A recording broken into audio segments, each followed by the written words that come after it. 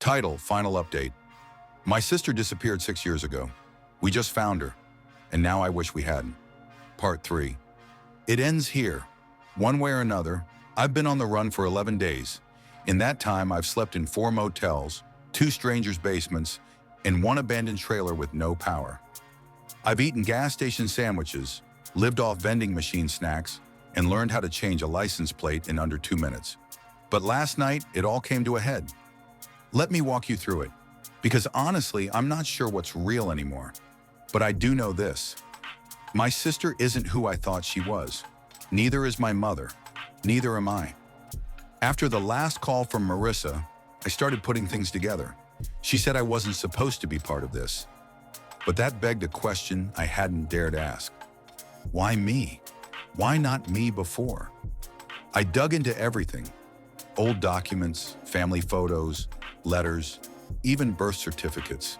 I pulled public records, asked anonymous questions on forums, paid for deep background checks using fake credentials, and I found it. There is no record of my birth before I was 4 years old, no hospital file, no infant photos, just one single blurry shot of me as a toddler, already walking, already talking, with my parents smiling behind me. I wasn't born into this family. I was placed into it, and not by accident. Back in the shed behind our house, I had taken one file I hadn't even looked at until last night. It was labeled Project Keel. I'd assumed it was part of Dad's defense work. Turns out it was about me. I was a trial subject. I don't fully understand the science, but apparently in the early 2000s, a private defense firm had partnered with several intelligence agencies to raise conditioned assets, children with fabricated identities, altered memories, and psychological triggers embedded in early childhood through environmental manipulation. Sounds like sci-fi, I know. I wouldn't believe it either if it weren't in front of me. I was Subject 019, adopted at age 4, imprinted with memories, planted into a host family, one that was already deeply embedded in covert operations. Marissa? She wasn't just my sister, she was my handler. It explained everything.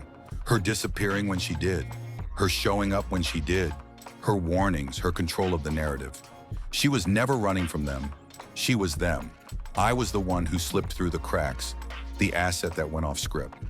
So I did something reckless, again. I set a trap.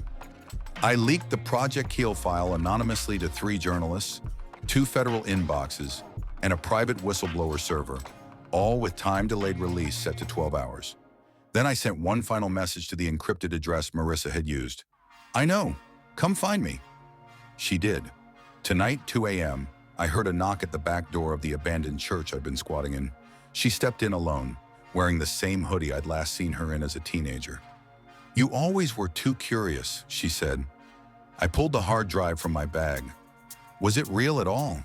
She looked at me, the way someone looks at an old photo of a person they don't know anymore. Parts of it.